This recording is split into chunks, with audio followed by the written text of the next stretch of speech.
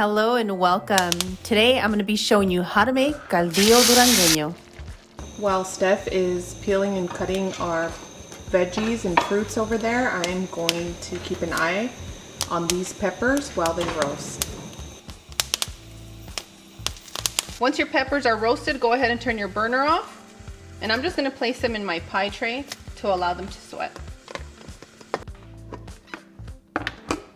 Once you've allowed your chiles to sweat, all you want to do is remove the skin, just like that.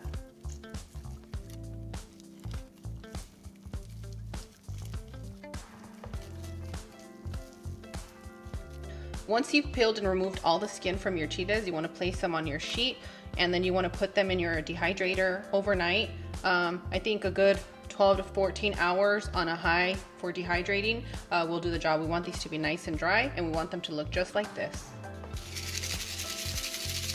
You'll also need some onion, tomato, and garlic. I'm going to use 1/4 of our onion, and I'm going to add that to the pan along with our tomatoes and our garlic, and we're just going to roast those. This is what we're going to use for our recipe, and these are the ingredients that we're going to be blending. Take your chiles pasados and place them into a bowl.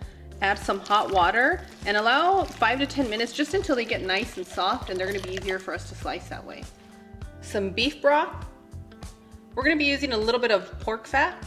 To enhance the flavor of my caldillo, I'm going to be using a little piece of carne seca, which is dried beef.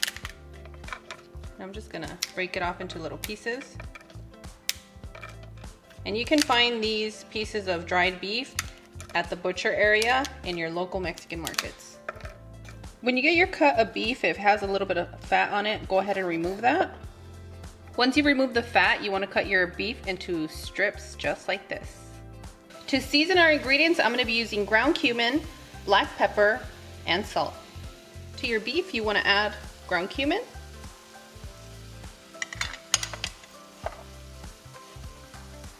black pepper,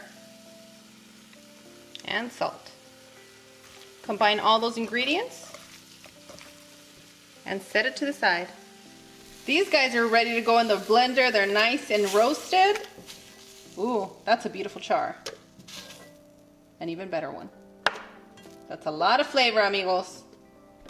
Add your beef broth to your blender, and now we're gonna blend until smooth.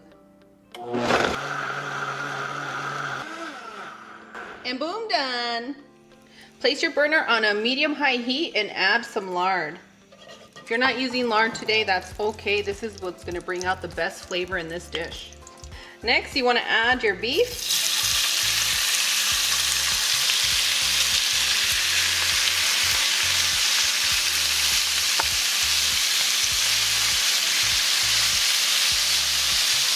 Your onions.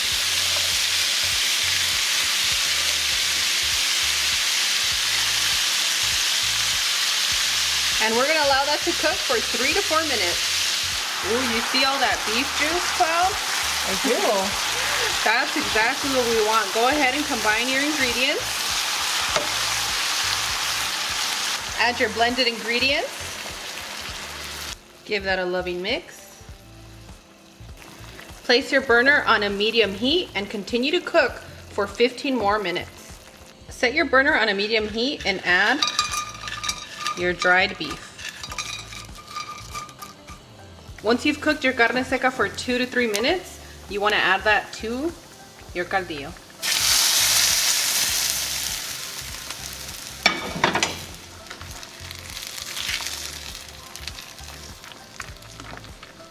Again, friends, that dry beef is just to enhance the beefy flavor in our dish. Some people like it, some don't. It's really going to be up to you to make it comfortable for your home. To your fresh roasted poblano peppers, you just want to slice them into little rajitas, little slices. Our chiles pasados have been soaking for a few minutes, so now it's time to remove the seeds and the stem. If you don't want it to be too spicy for you, you can remove the veins, but I don't mind it. And all we're gonna do is we're gonna slice our chiles into rajas, into thin little strips. This chile over here is your chile pasado, and this chile over here is your freshly roasted poblano. So you can see the difference, and the flavor really does come through. There's a subtle difference in taste, but there's enough difference for you to taste the infused parts of your chile pasado. So I hope you like this as much as our family does. After 15 minutes, you want to add your chiles.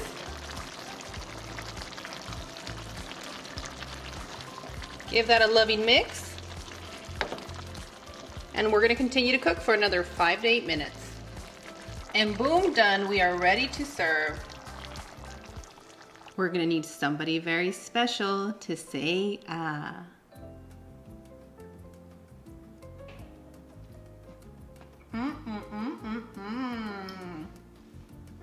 That is so beefy and tender.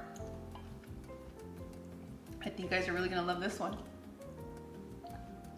Amigos, this recipe is not spicy. At least to me, it's not. I find it very mild, and the flavor of the chiles really pulls through in a very subtle and distinct way. So if you're concerned about the spice level in this dish, if you roast your poblanos and right where you see the veins of the chiles, you see that it's a little bit orangey, red, yellowish, that's gonna be a spicy one. If you roast it and you're coughing, that's gonna be a spicy chile for you. So you wanna set that one to the side and perhaps pick a different one. But friends, don't sleep on this recipe. It's absolutely amazing. And the best part is that it's super quick and easy to make, just as long as you have your chiles pasados roasted and ready to go, because this is gonna be on repeat. Friends, this dish pairs best with some rice and beans on the side with a fresh corn tortilla.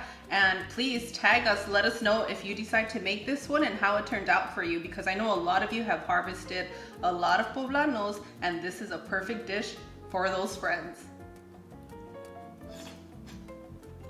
Van a comer tan rico. And our friends who pick up the recycle are here, so we must go or you will not hear a thing. Bye. As always, Cloud and I are wishing you the best. We absolutely adore you. We want to thank you for joining us in the kitchen today. And on that one, we'll see you guys tomorrow. Bye. Adios.